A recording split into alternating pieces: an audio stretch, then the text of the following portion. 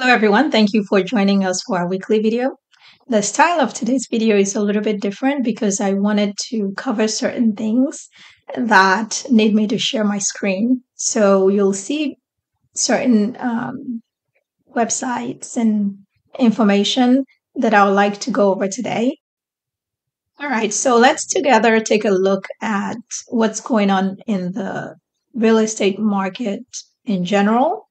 And then I'll go over Texas specific forms and certain things to look out for. This particular video will be more beneficial to buyers, but it also would inform sellers on looking at it from the buyer's perspective. So the screen that we're looking at is the website called Mortgage News Daily. And this is the site that lenders, agents, and loan officers have all pretty much told me that they use, and that it's best for consumers to look at this as the better source of information rather than just throwing words into Google to see what's going on with the mortgage interest rates in the real estate world. On there, you can see that it's saying right here that the 30-year fixed on average is at 6.43% right now.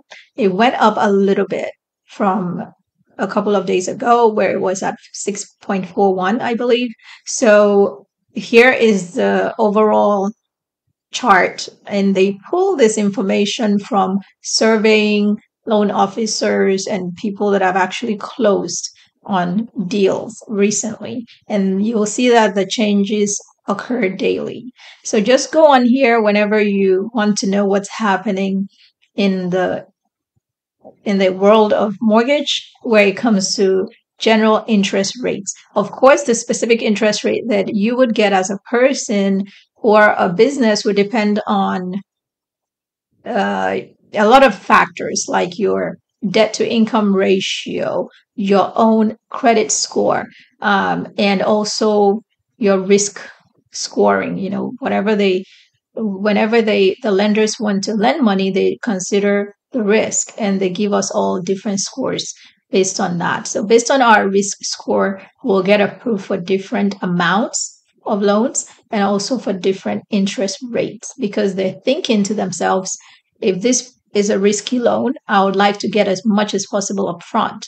So they usually would give you a higher interest rate because they know that most people will pay for at least a year or two before they default. So they're factoring all these things in, and that's why you'll see somebody maybe getting a rate of 6% and another person getting a rate of the higher end of maybe 6.5%. So generally speaking, the rates are looking better, in my opinion, compared to earlier this year, especially. You can see on this screen, and I'm going to make it a little bit bigger. You can see that it depends also on the loan product, right? It depends on what kind of loan product you're looking at. If you're looking at a 15-year fixed, it's going to be a better interest rate. Most people cannot do a 15-year fixed because it increases your monthly payments, and a lot of people prefer to have a lower monthly payment, and it makes sense. So if it's a jumbo loan, a big loan, the people that are buying $1 million homes and above, they would have a little bit of a higher interest rate.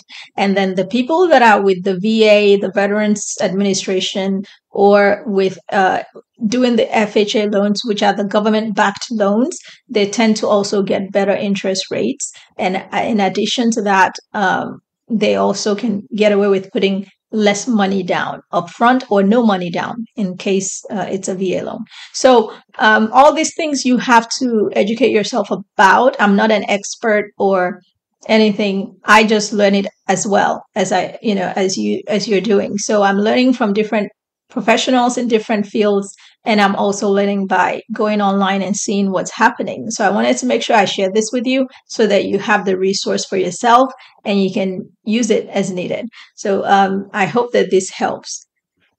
So I'm going to enlarge it a little bit so you can see what's going on as of today. You can see on there, it says updates daily, and it was last updated August 30th, which is, I think that's today.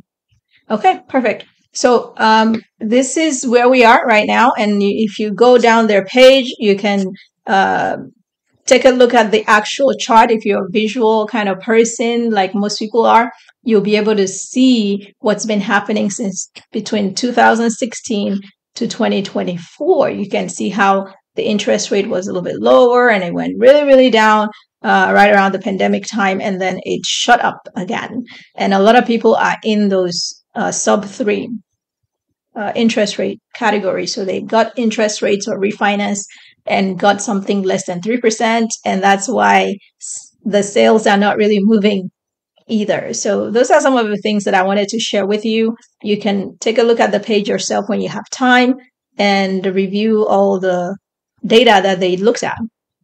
But it's a really good source from what I understand. So I wanted to share that with you. So let me now go into what I wanted to go over today, which is it a good time for buyers? Well, yeah, it's a good time. It's a better time for buyers than it was earlier this year and even in the last 2 years. So it's a good time because the interest rates are dropping, and they will continue to drop, even though it went down by a little bit. I believe they'll continue to drop based on what the experts are saying. Maybe 2025, we will see even better rates. This system balances out slowly. So you have to consider what time is best for you. There's no use trying to time it perfectly. There's no way to time it perfectly. Just know that it's a huge machine and it takes time to adjust significantly. So once you see that it's in a position or in a state where by that I mean by it's in a way, not an actual state, but I mean it's in a way or a place where you feel comfortable with the numbers. That's when it's the right time for you to buy. And it also depends on the kind of property you're looking at, the reason why you're buying. So make sure you know your reason first, and then narrow down to what would fulfill your needs as a buyer. Don't buy because your friends are buying. Don't buy because your neighbors are talking about buying. Don't buy because your family is pressuring you into buying. Don't buy because you saw it on HGTV or some other random shows. You have to know your why. And in knowing your why, it allows you to make better informed decisions as you go along. And it allows you to prepare financially as well. So let's go into the next thing that people usually ask is, what do I need to prepare from the financial side? All right, so the question that people would ask is, okay, so I feel like I might be ready to buy soon. So soon is really dependent on the person you're speaking to. Some people say soon, meaning in the next 12 months. Some people say soon, meaning in the next 6 months. And some people say soon, meaning in the next 3 months. And I really think it's okay wherever you're, and I think it's okay whatever your time frame is, as long as you prepare. Your preparation is still going to be the same. It's just more intense the closer you get to the time frame that you really would like to purchase in. So if you have 12 months, then that means you have 12 months more to do your due diligence, and you have 12 months more to prepare all your documents, make sure everything is up to par where you want it, to get you the best deal in terms of the property itself, but also the best deal in terms of the loan terms and the interest rate on the loan. So let's see what documents most commonly you have to get together and what things you have to get together. I prepared this document to kind of guide us so that we know, generally speaking, what we can do on our own as potential buyers in preparing. And these things you would need as you get much closer to the time frame when you're actually going to be buying. As you get much closer to the time frame when you're actually going to be buying the property. So let's see what we have here. I want to preface this by saying that your credit score, it does matter, of course. Everybody knows that. So you could check your credit score these days through your credit card companies. They offer free information. So just log into your account and there will be a certain section that's called your credit profile. You can look, just take a look, keep an eye on that. Maybe once every month, see where you are. If your score is not above 650, you're going to really get a bad deal. That's just, there's no nice way to say it. You're going to get a worse deal than your neighbor that has a credit score of 670 or 655. But if your score is over 700, you're going to get a good deal from almost every single lender. Sometimes you still have to fight for it. You still have to go back and forth with your loan officer to make sure they give you the best interest rate. But generally speaking, you will always have a baseline better deal anyway. All right. So what are the things that you should be gathering ahead of time just to keep an eye on? See, this list is really for people that are within about 90 days of their desired purchase time. So if I were going to purchase, say in March, I'll start looking at all these documents in December so that I have a 90-day leeway to gather everything, make sure everything looks good, because gathering it also cues you into what am I missing, what don't I have available, or what could be questionable to a lender or their underwriting department. The underwriting department is the department that really, really digs into your information to see if they could really approve you for the loan and on what terms. So this is generally what you would need once you get to that point. I think it's good for you to create a folder in your however you create folders. Some people create physical folders even now. I don't, but you can create an electronic folder if that's better for you. And you can make sure it's in a secure place where people cannot access it. So make sure it's password protected or in some way locked down, okay? If it's a physical file, the same thing. Make sure you protect it so that people are not looking at your stuff. You would need 2 months of certain documents, sometimes 3 months. It depends on the underwriting department with that lender. But generally speaking, you need 2 months of certain documents, and then you'll need 2 years worth of other documents. So I'm looking at the ones that say last 2 months. So you can see that we're talking about pay stubs, bank statements, and that would include your regular checking account, regular savings accounts, and any high interest or high yield savings accounts, and also your retirement account statements from your investment accounts, brokerage accounts, things like that. And you also need, if you have a home right now, you'll need the last 2 months of mortgage statements from your current home to show the status of that debt that you already have. And then you'll also need the last 2 months worth of the homeowners association account statements for your current home if you're in a community that has a homeowners association. The other things that you might want to gather if you are getting rental income and you're going to try to use that to qualify for your loan, you should have ready the lease agreement that you have with your tenants, as well as the proof of the payments that they're making to you. So just gather that ready so that when you start the process, your stress level is significantly reduced, because this is a stressful process for a lot of people. Even though it's a positive experience in the end, the getting there stresses a lot of people out unnecessarily. I do believe that there's a level of stress that comes with, finding the perfect place for you, getting the right real estate agent for you, working with the right loan officer, getting the best terms. You're essentially negotiating so much that it takes a lot of emotional and mental bandwidth already.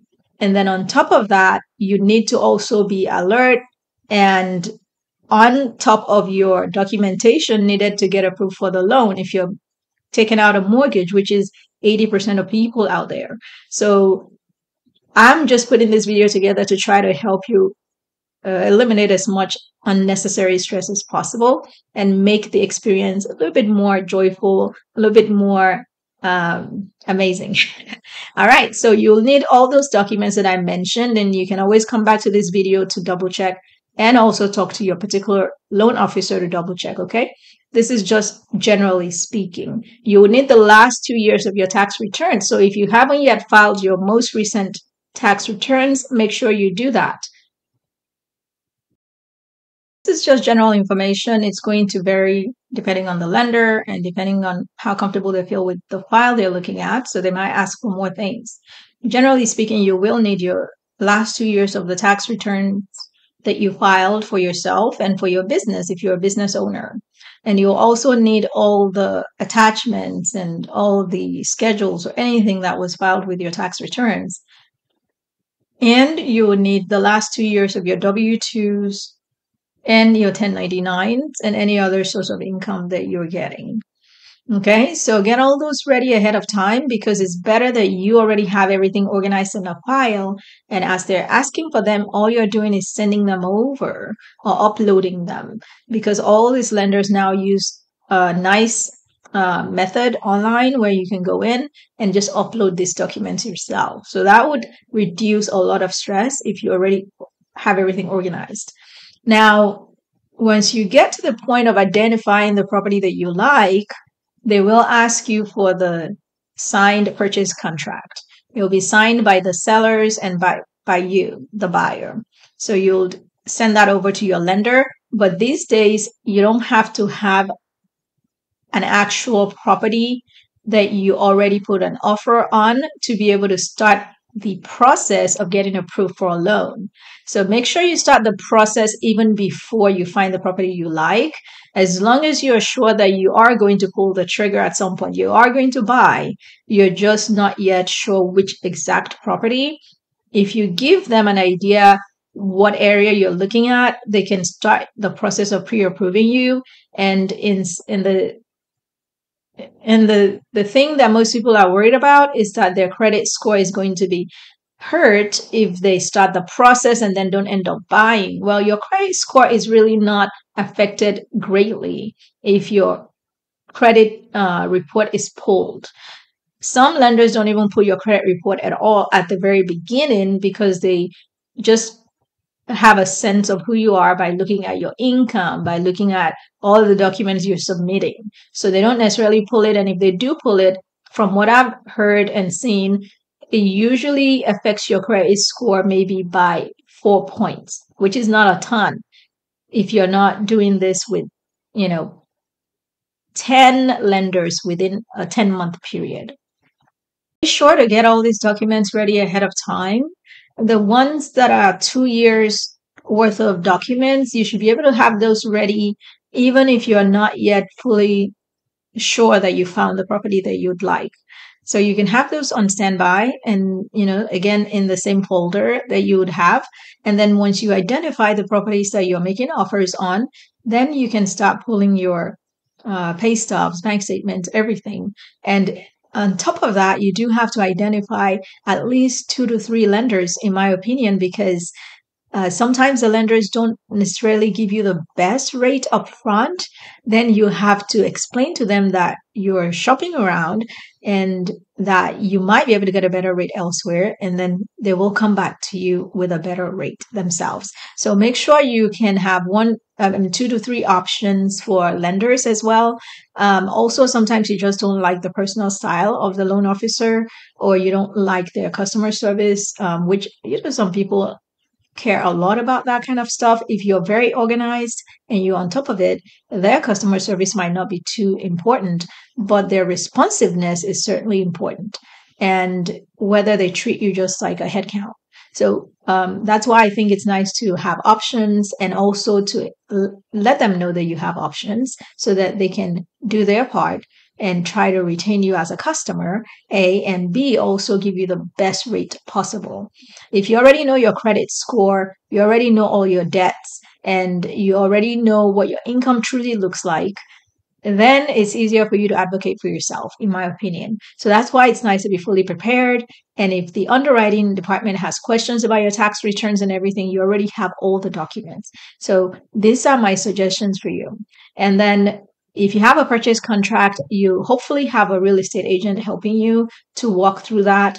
But if you do not, then make sure you're very, very meticulous in putting together the contract or reviewing whatever contract the seller's side sent over to you. If you need help, always ask for help. Some realtors will work with you on an a la carte type of basis to take you through contract to closing without charging you their full commission. And some realtors would work with you just on a different sort of basis, on a limited basis. So you can try that, or you can also get an attorney to review your contract and the addenda that are attached to the contract so that you don't really make a big mistake, because this is a big purchase. It's bigger than buying a car or buying, an appliance or anything. So it's usually like a really big purchase for most people. So do your due diligence upfront.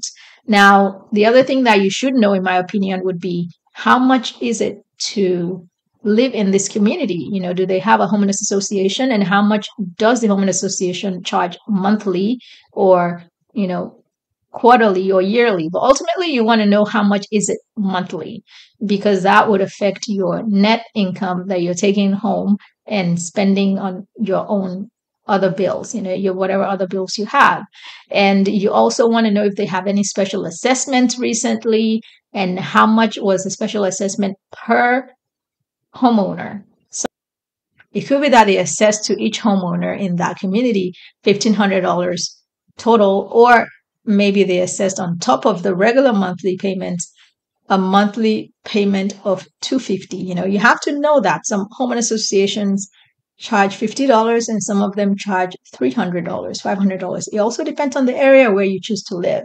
So as long as it makes sense for your lifestyle and for your pocket, you could truly afford it, then that's fine. And then the other thing to know is, what are the estimated property taxes for this particular property?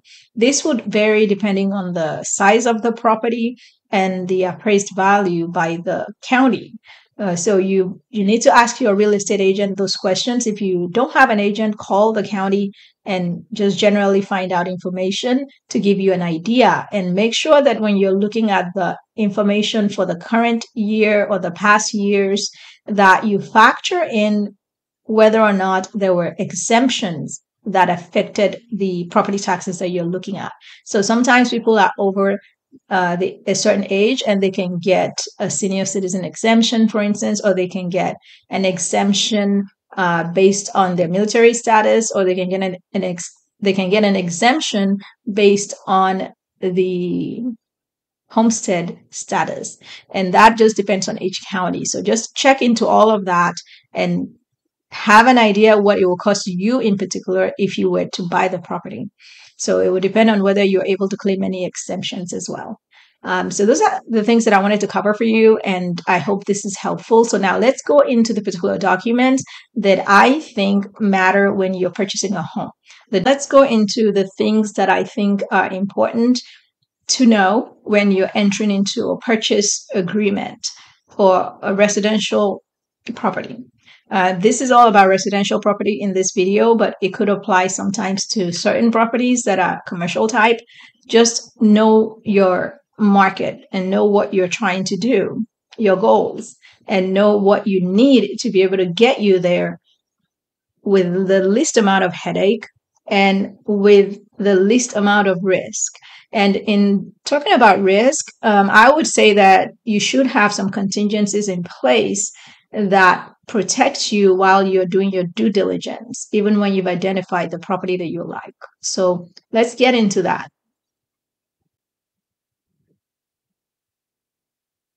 So this website that I'm on is by Bankrate, and it's just it was just a Google search. I just looked at the common contingencies in real estate transactions on the buyer side, and these are the 6 common ones. And there will be a few other ones that may or may not apply in your case.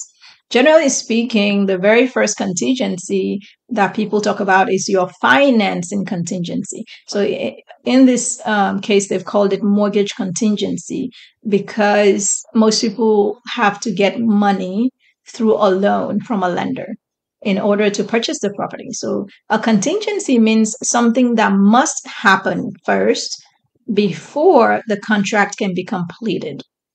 And it's, the contract's completion is dependent on that thing. And then the other important thing you need to know is that if you then back out because the contingency could not be met, then you're not at risk for losing your earnest money deposit. Your earnest money deposit is that money that you put down saying that you're entering the contract in good faith and you intend to complete the contract. And the earnest money is supposed to compensate the sellers in case the buyer backs out for no good reason. So essentially, the contingencies are the good reasons that allow you to back out of the contract without losing your earnest money deposit. The earnest money deposit is usually about 1% of the total contract price. It could be sometimes more than that in a very hot market. Yeah. Okay, since I'm not so great at math, what I did was pull up the calculator app that would help us out if needed while we're looking at all these numbers. So in this example that I'm about to give, let's say the property, let's say the property is going to be purchased for $500,000, which is my offer to them. Maybe they listed it for $520,000, and I offer them $500,000, then I'm going to go back and say, okay, in my offer, I'll put down 1% earnest money deposit to show good faith that I'm really serious about buying your home. Sometimes you can put down less than that. You can put down more than that. You can offer to put down zero if it's a really, really, really good buyer's market. So I don't know that most sellers will be interested if you put down zero earnest money deposit.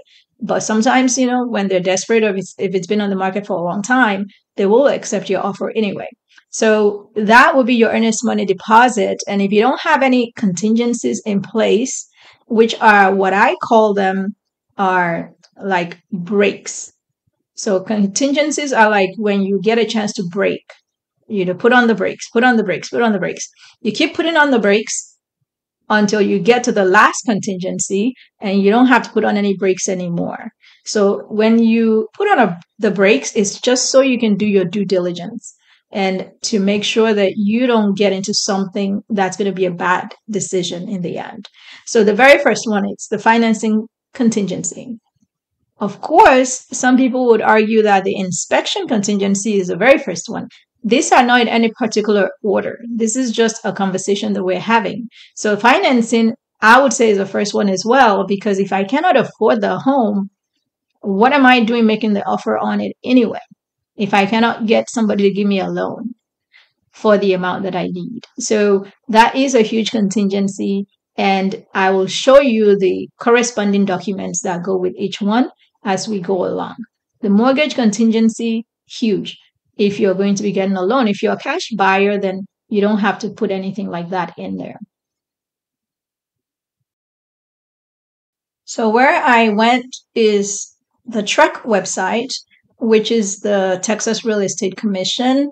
It's a commission that regulates agents and brokers, real estate agents and brokers.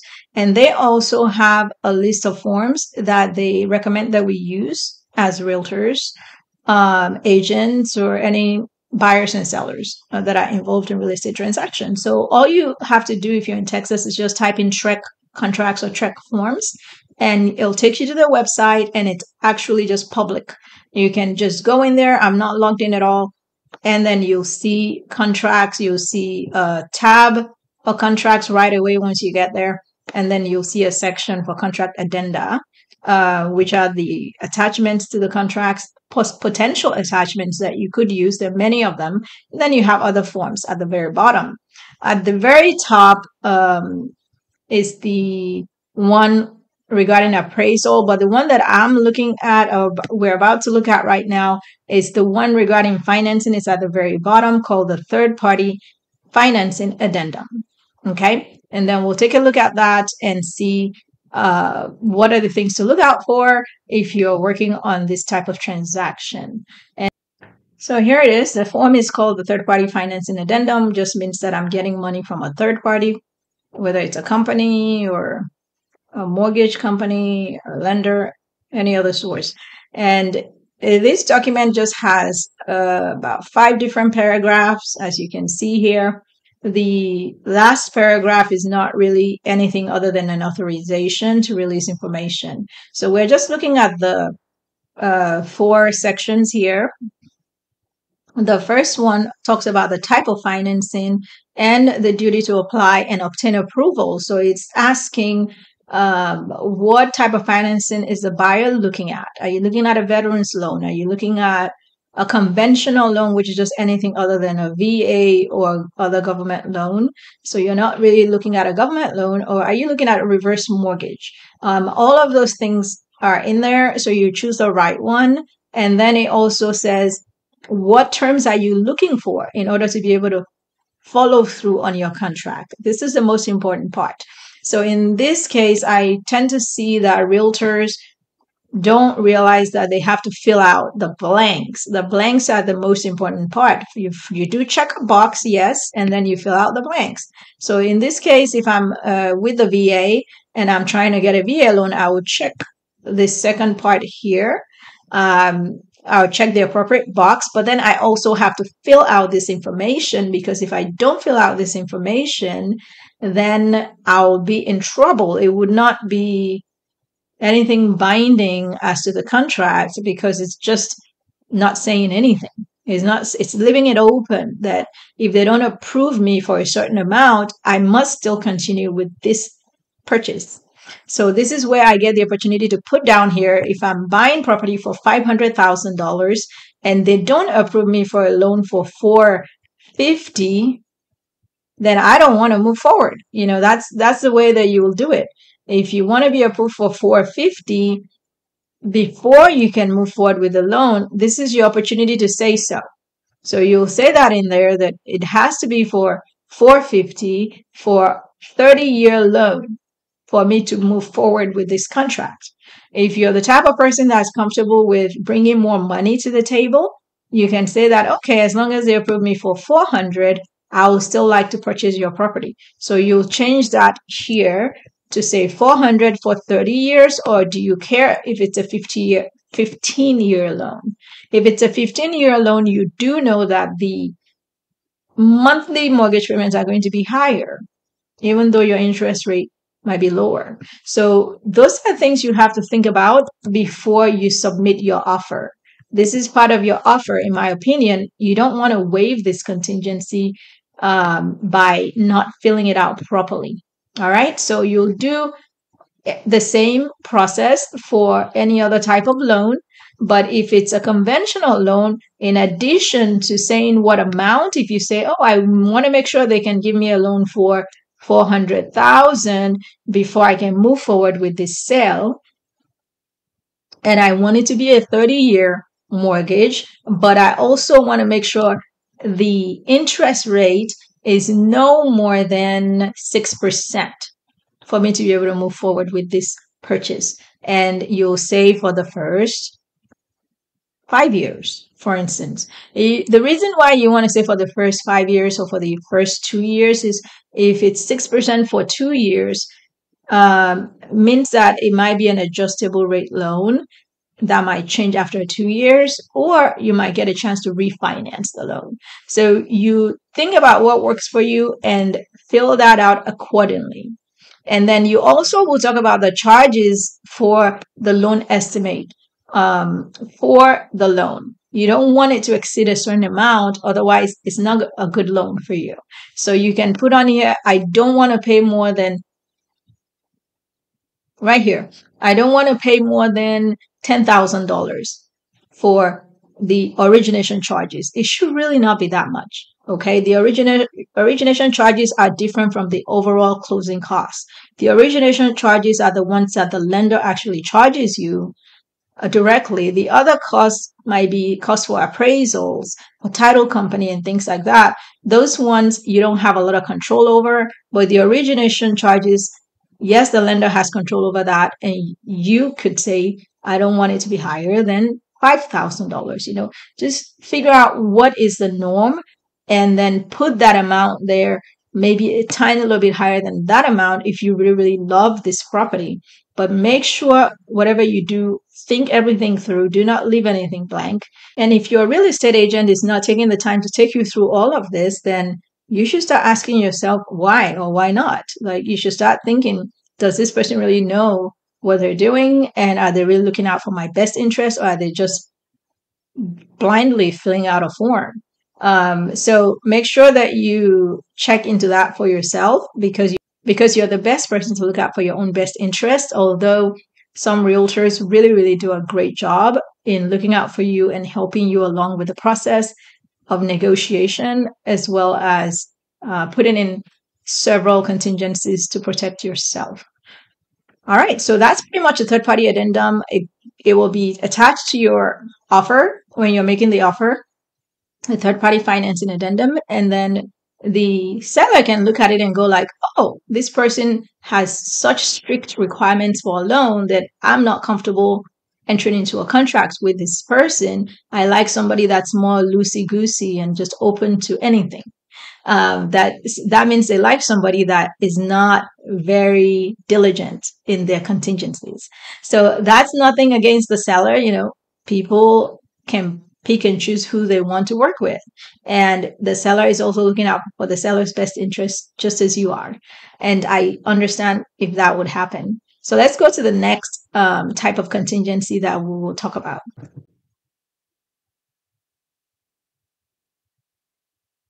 Okay, so I'm just skipping over to the home inspection contingency rather than talking about the title contingency, because the home inspection is something that happens right away. I would like for the buyer to do the inspection within 2 to 3 days of entering into that contract. It really should be that quick. And the reason why I like it done sooner than later is that when I'm working with someone, I always suggest that they ask for an option period within the contract. The option period is a period of time that allows you to back out of the contract for any reason whatsoever. It could be, oh, I don't want to move to Austin anymore. I want to buy something in Tennessee. So that's fine. You can go and buy something somewhere else, or you can find another property even in Austin and say, oh, I like that one better, so let me cancel this contract that I have. That's what the option period does. But on top of that, it also allows you to back out if you have issues with the inspection. All right. So the home inspection will be done, and that's your chance to A, feel comfortable and confident in your purchase, that you did the choice of purchase that you've made, and B, negotiate any repairs that you believe are needed. Those are repairs not for making the house perfect, because there is no perfect house, but repairs that make the house functional for the use. The use that it's supposed to be for is for your residents. So it should be working as far as the key components would go. And the house should be in good shape as far as the main components go. So that's what the home inspection period would do for you. You should have that contingency. And the option period should be, in my opinion, between 7 to 10 days. If you can pull it off at 10 days, that's fine. If you can pull it off at 7 days, that's okay, because it depends on how quickly you and your agent are moving. And like I said, you could really get the inspection done within 2 days of signing a contract, because the inspectors are pretty much on top of things and they know what they're doing. And they can get you that report usually within 24 hours of them inspecting the property. So there is no reason for you not to be able to get the report, in about 3 days, review it for another 1 day or so, and then go back and forth with the sellers to see what they're willing to do, if there are major repairs needed, or things that affect the safety of the people that will be living there. All right. Or the structural integrity of the home. So we'll talk about the main things that your inspector would look out for, and things that should concern you or not concern you. But it also depends on each potential buyer. People have different things that matter to them, but there are certain things that matter universally. So those are the things that I'm about to go over now. And remember, when you do an option period, you have to pay a small amount. So you put that in your offer to the sellers that you're paying $200 or $150 for an option period. To put that money down is money that you're willing to lose if you do choose to walk away. So that money guarantees that you can walk away at any time without losing your earnest money deposit. You only lose the $100, $200, whatever you put down for the option money. Okay. So let's go over the things that may matter the most when it comes to inspections. All right. So I came to the website for Rocket Mortgage, not because I like Rocket Mortgage, but just because they have a nice write-up on the buyer's home inspection checklist, and they do a good job of explaining things. So here we are. They're talking about the difference between home inspection and home appraisal. And it is true that some people get those two confused. The appraisal is for an expert to tell you what they believe the property is worth, the value of the property. The inspection is just to tell you what is the condition of the property in terms of the structure of it and the components in the property itself. Okay. So they don't tell you the value when they do the home inspection, but you have to use that to inform yourself on what you believe it's really worth once you see the inspection report. So who pays for the home inspection? It's typically the buyer. The buyer is going to pay for the home inspection, and that report is for you and for you alone, unless you want to share it with the seller. And most times the sellers don't care to look at it, because that puts them on notice of the many things that the inspector finds, and also creates an obligation on the seller's part to disclose that to other parties. If your contract should fall through, then they have to tell the other new potential buyers that they already have an inspection report. And most people would want to see that. And inspectors, because they're working for the buyers and they're really, really good at their jobs, they tend to find a lot of things that will make the house be in immaculate condition. But you are not buying a house usually that's totally brand new. I mean, some people are. And if it's a brand new home, then yes, you should go down all of the points made in the inspection report and get the builder to address them before you close, if possible, because it's easier to get them to address them before you close, rather than trying to address them within your warranty period, which is usually a year after you move in, after you close. So try to get all those done if it's a new build. If it's an older house, yes, it's not going to be perfect. It's just going to be a regular home that would have some issues with it, just as your current home has issues with it right now, and you're still living there fine. So you would want to have some empathy for the sellers and look for the most important things. The home inspections typically cost between, in my opinion, maybe $400 to $600, depending on the area and depending on the size of the home. And the contingency allows you to back out of the contract should you not be able to work out any agreement with the sellers if you find real issues in the inspection. All right. So let's go here now and see what are real issues. Well, real issues should be structural things or things to do with safety.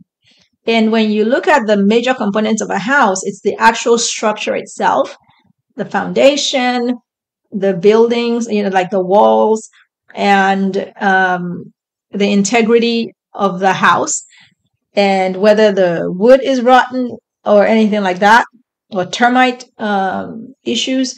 All of that has to do with the integrity of the structure. And then you will have things such as the plumbing, the waterworks, as I call them, like the plumbing and the drainage and the sewer issues, anything like that has to do with plumbing. And then you also have things that have to do with electrical systems, which is huge because you want to make sure there's no fire hazard. That's to do with safety as well. And you need that kind of inspection done. And that's part of the inspection that's done. The inspectors are not going to dig deep. They're not going to break down your walls or the walls of the house to see what's behind the walls. But if they see certain signs that things might not be right, then they refer you to the experts in those fields. So they will say, we recommend that you get a plumber to come check this out, or we recommend that you get an electrician to come check these things out. So that's what you will do next if you really, really love the home. And that's the point at which you negotiate with the sellers to say, hey, I'm going to do more due diligence. You do have to pay for that. So you might want to renegotiate your contract price or negotiate an amount for potential repairs or repairs that are short to be needed.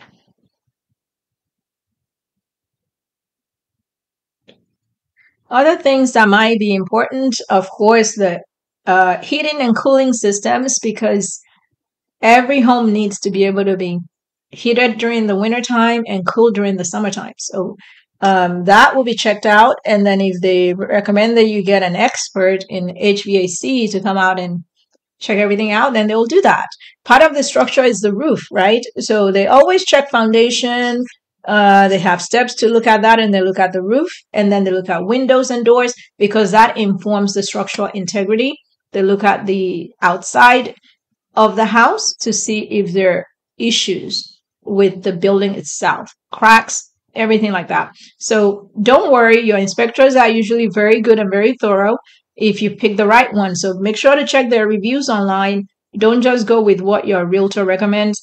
Ask for 2 to 3 recommendations and check the reviews out. And you go online yourself, maybe on Yelp, and find out who has really, really good reviews, especially about their thoroughness and their ability to work fast, be responsive, and give detailed reporting. So don't worry about the price as much as getting the right person on the job and making sure that they can get you that report quick. And that's what you do for the inspection. And then you can renegotiate with the sellers. And that's where it's good to have negotiation skills, or it's good to have a realtor that's actually good at negotiating. They can help you at that point to approach the sellers and say, hey, I still like the home, even though I have to do ABC for it to be truly habitable. And so I've gotten bids or talked to professionals, and they know from their experience that it's going to cost, $6,000 to get all these important things done with the electrical system and the heating and cooling system. And I don't want to come out of pocket for that because I'm already paying so much to be able to buy the home. So what are you willing to do? So you make them that sort of offer again to say, hey, I'm still wanting to go forward, even though I could back out if you like to contribute $6,000. You give them an option, and then you can still move forward with the contract, assuming that everything else looks good with the home. So don't focus on cosmetic things, whether, the cabinets are a little bit off the hinges, or although I would say that if the cabinets are a little bit off the hinges, certain cosmetic things give you an idea as how neglectful the owners were when they were living there. So just make your own wise decisions. I'm sure you can do that. So we've talked about the financing contingency so far, and we talked about the home inspection contingency. Now we'll talk about the title contingency, because once you enter into the contract, there's a title company involved, and that title company is the one that has the escrow officer. The escrow officer is the neutral party that's going to help hold all the monies together while all the due diligence is being done and all the contingencies are being checked out. And the escrow officer will be responsible for then getting everybody together at the end to do the closing. So the escrow officer also works in getting the title documents together. So they get the title company, they're with the title company, and their department that looks into the title search would pull the history of this property to produce what they call a title commitment. Title commitment is just a promise to issue a title policy. And the promise could be also contingent. That word keeps coming out. The promise could be contingent on 2 or 3 things being done first. Then they'll issue the title policy. The title policy is there to protect the lender, and it also protects you as the buyer. And the reason why it's going to protect the lender as well as you is because while you're still owing on the mortgage payments, you're not fully the owner of the property yet. You own it along with a lender in the background. So the title policy protects against any issues with the title that may come up after you close. And those types of issues are issues with maybe somebody coming up and saying, oh, I am part owner of that property, or I was part owner of that property, and I was not informed that it was being sold. You could have issues like that, and then the title company would have to get a lawyer to represent you. Okay, so that's what the title company does as far as the title policy goes. The policy also has several things in there that have to do with the boundary lines of the property itself. They look at the survey to make sure that what's being sold is what it truly is. So sometimes they'll order their own survey, even though there's an existing one, which is smart because you'll be surprised that the builders make a lot of mistakes in building these properties. Sometimes the property encroaches on the neighbor's land, and you wouldn't even know that, and it could create a problem in future once it's found out that you're encroaching, like your property is actually on the land that belongs to your next door neighbor. And sometimes these neighbors are so bad and so greedy that they ask for a lot of money for you to be able to keep it there. Or you have to take down the fence, or whatever part of your home is encroaching, you have to do demolition and redo the whole thing, and it's a mess. So that's what the title policy does, and you'll get a chance to review all of that. It's typically given to you within a certain number of days after the contract is entered into. It's typically within 2 weeks of when the contract is entered into. It could also be given to you within 7 days. It just depends on how you write up your offer. And you have a certain number of days to object to anything that looks negative to you or looks unclear to you. And it's best to get a lawyer to help you review that title commitment before you go too far. So you can still back out of that contract and you would not lose your earnest money at that point. So as long as you have valid objections, that's a good contingency to have. Some people waive the survey requirement, and you shouldn't do that. And even when you do that, the title company can still insist on a survey of their own. And I think it's wise to get a survey. Now, some people are trying to sell a prior home in order to buy the new home. And if you're doing so, then there's a contingency that you want to put in there regarding the sale of your prior home, meaning that you want to be able to sell your prior home. Otherwise, you will not be able to complete this particular contract. You want to be able to close on the prior home and collect the money before you can then complete this particular contract. So that is a contingency as well, and you will have an addendum for that. Then there's the appraisal contingency. The appraisal contingency says, the property has to appraise for a certain amount for you to feel comfortable going forward. Otherwise, you can back out and you don't lose your earnest money. It could be that you're fine with it appraising for a certain amount, and then it might not be the exact amount of your offer price, but as long as it appraises high enough, you're willing to bring the rest of the money in cash to cover the difference. As long as the lender appraises it, to a certain amount, then you'll be happy with that, right? So that's what the appraisal contingency does. And then there's a homeowner's insurance contingency, meaning that the house has to qualify for homeowner's insurance, and you have to be able to get homeowner's insurance to continue with the transaction. That's usually a requirement of the lender, and it's a good requirement, in my opinion, because it protects you as well.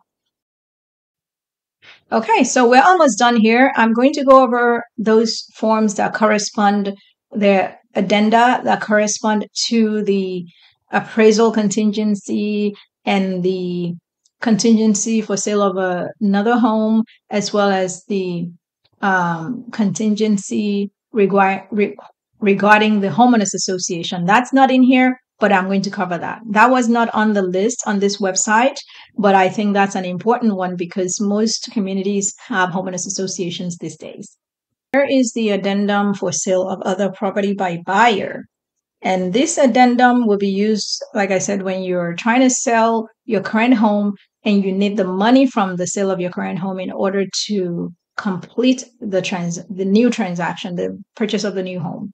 So you'll put the information in here at the top that identifies the property that you're looking to sell. And hopefully you're already under contract on your current home before you enter into a new contract to purchase a new home. Once you put that information in here, it puts everybody on notice that you cannot complete the transaction until you get the money. That's why it's bolded on there that says receipt of the proceeds from the sale. You have to get the money from the sale of this current home to be able to complete the new purchase. And then there's another one in here that says that you could waive the contingency at any point if you deposit additional earnest money. So what the first part says is that if you are unable to sell your current home, you can back out of this contract and not lose your earnest money. Remember we talked about that earnest money, the $5,000 that I put down on a $500,000 home. I don't lose it as long as I'm not able to sell my current home. And that's the reason why I'm not able to complete this new contract. So I don't get to lose my earnest money. And there's a paragraph that says in here that the seller can actually still go ahead and accept another written offer to sell the property, but they have to notify this buyer first and ask the buyer to waive the contingency. And they have to give them a few days in order to do that. Well, when you're putting this kind of contract together, I don't advise that you allow the seller to be able to accept any other offers on the property.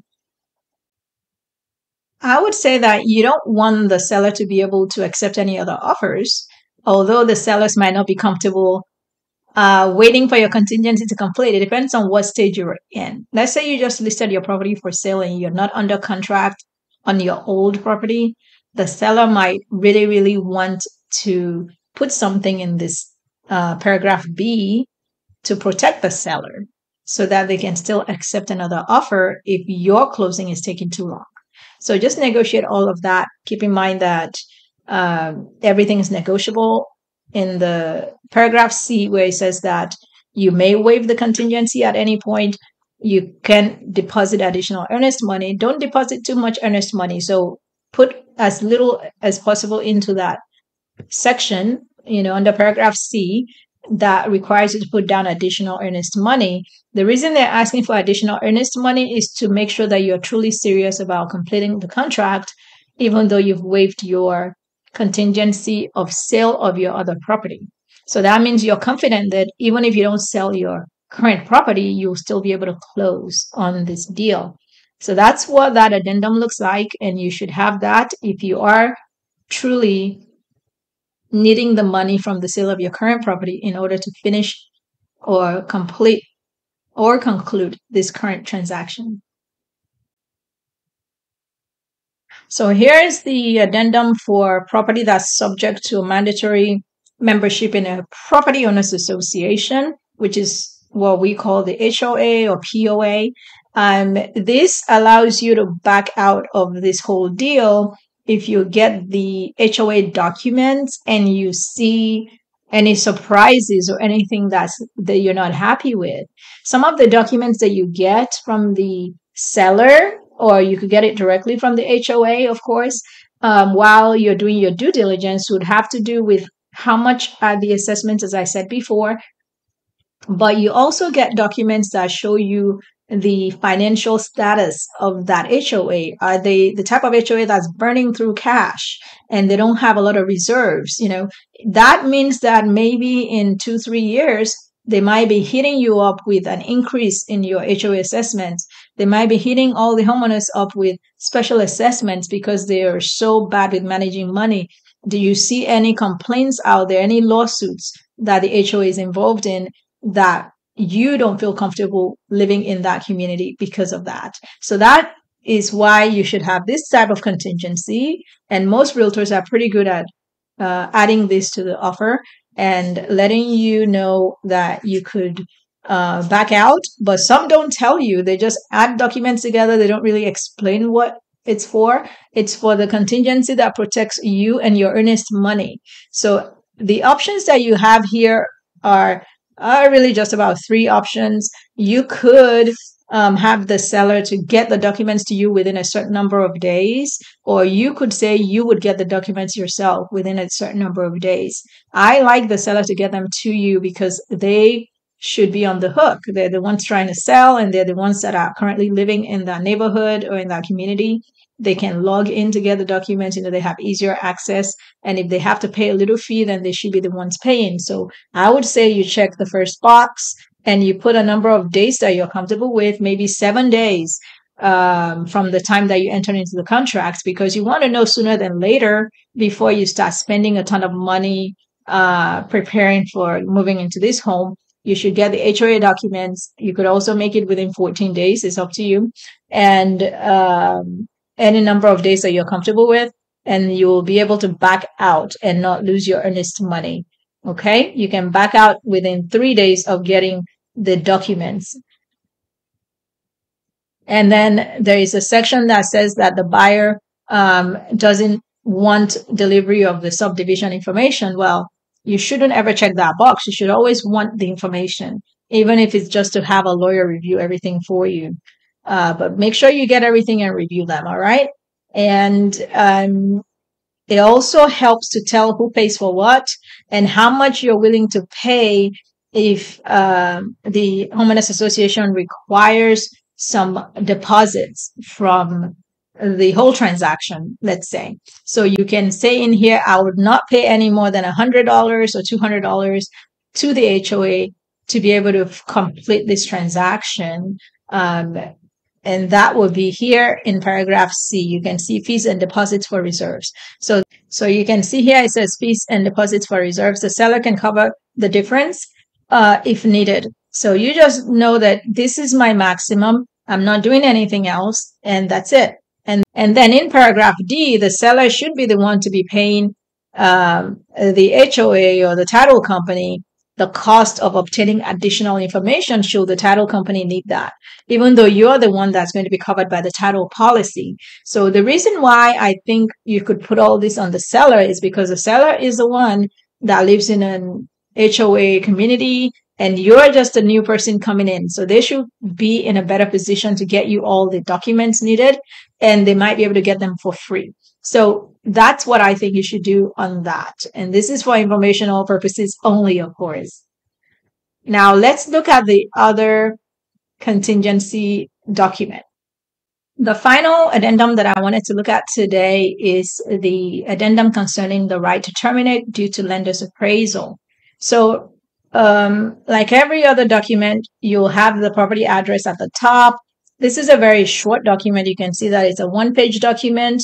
And essentially, this allows the buyer additional right to say, hey, I'm not comfortable moving forward because of the appraisal report. Remember, the appraisal is an opinion of an expert on what the property is worth. The appraiser doesn't work for you or the seller. They're a neutral party. They might slightly work for the lender in helping the lender to determine the value of the property. They might slightly work for the lender in helping the lender determine the value of the property, but that's it.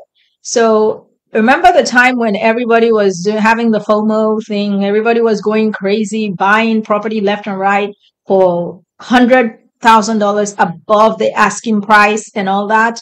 Those properties still had to appraise to a certain level for the lenders to issue a loan. So if I see a property that's, in the shape of a hexagon, for instance, and I just love hexagons. I just love this property because it's so unique. It's so beautiful to me. And it's priced at $600,000. And just looking at the property is not really that great to most other people. And it's in a community where the properties are priced at around 400,000 in general. Then I put down an offer on it for 600 because that's what they're asking, and I really, really want this property. Well, when the appraiser goes out and takes into account the unique, elements of that property, but they have to take into account the sales that have happened recently in that area and just generally what the market is doing. And that's what the appraised value would be. They will come back and say, well, this property might be worth 450 at most.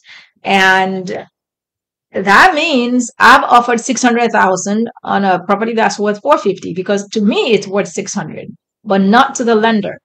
So that's the difference there. And then the question is, now that it's only worth 450 to the lender, then the lender is not going to give me a loan for 500 or whatever. They might give me a loan for 80% typically of the value of the property. So if the property is truly just worth 450, let's do the math. The appraiser comes in and says, hey, this $600,000 offer that you made, the appraiser is not going to say that, but they'll put in their report, this property is worth 450 in my opinion, based on this criteria, based on what I looked at. And then the lender is going to say, well, if it's worth 450, then we are only comfortable giving you 80%, loan to value. So 80% means they can give me $360,000 max. But I made an offer for 600,000 on this home. So what happens now? Can I still move forward? Sure, I can still move forward as long as I'm willing to pay the balance in cash. So look, $600,000 is the property price, and then the lender says I can only give you 360,000. So I have to then come up with $240,000 on my own.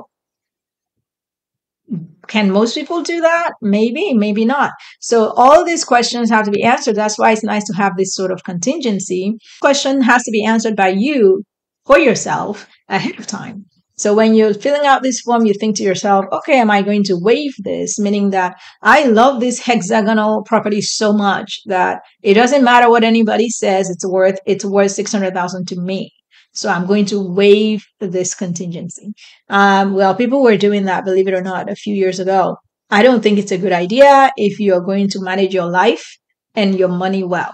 You do want to make wise decisions for yourself. And why not protect yourself? And then if you go down the line and you see the inspection report and you see the HOA documents, and then you see that it's not appraising quite at 600, but you're still in love with the house and you can truly afford the house and you can afford to have a house that's worth less than what you paid for it, then you can make a decision at that point. But don't waive it outright.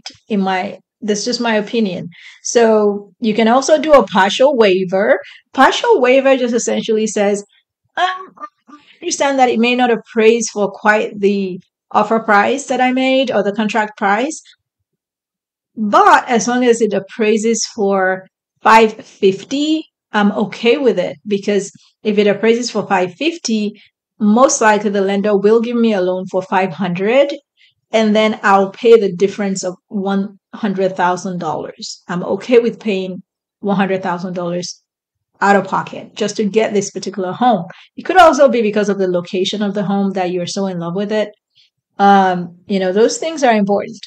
And then the third option is the best option in my opinion. That's the one I like the most, which says that you can back out within a certain number of days from the effective date, meaning the date of the contract where all the parties had signed the contract. So let's say you all signed the contract on the 1st of January. If the appraisal comes back in, and you have to think then, like, how quickly will the appraisal report come back? It usually comes back in 14 to 21 days. So you can say, okay, I can back out within 21 days after the effective date if the appraised value, according to the appraisal from my lender, shows that this property is worth less than 550 or 580. Give yourself a certain amount of time to back out. So say if it's not worth the $600,000 according to an appraisal report, I'm not going to do it. So you can back out and you don't lose your earnest money deposit. So I think the third paragraph is the best because it not only says you can back out, but it also shows the number of days by which you can back out. All right. Question most people then ask is, what's the difference between 2 and 3? Because the realtors, from what I understand, don't fully explain these documents. People are just confused. Like, okay, they understand what it means to waive it completely.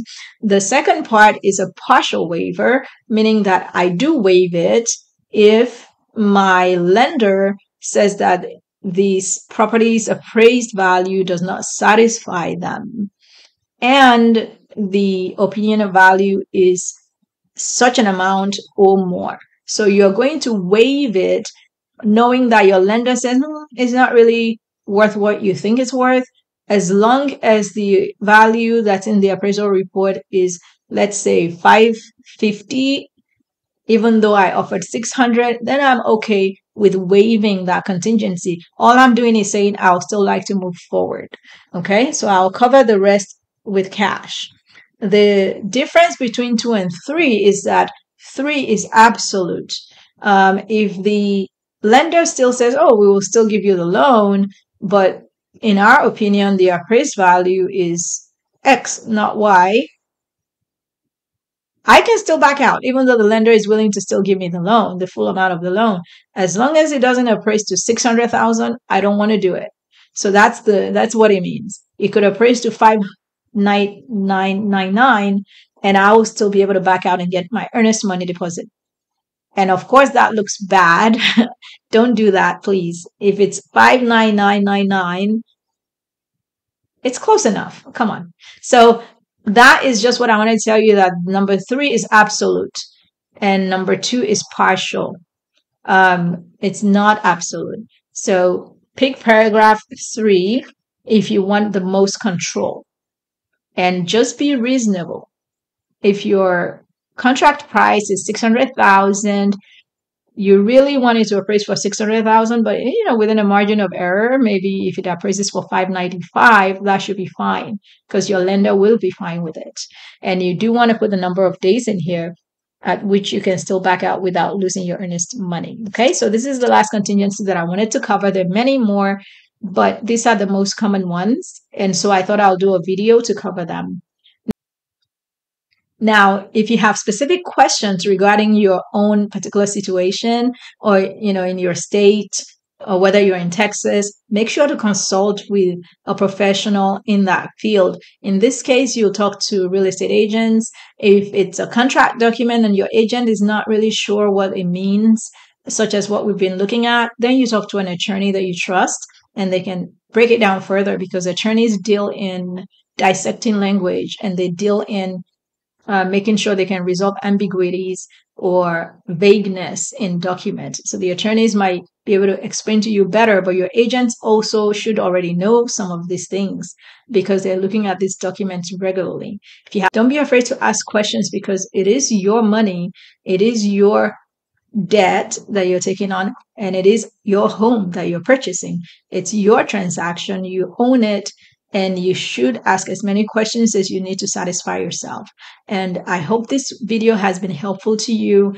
And I'll try to do more formats like this one, because we can look at documents together. We can see what I'm looking at so that you can look at them independently yourself and verify them yourself.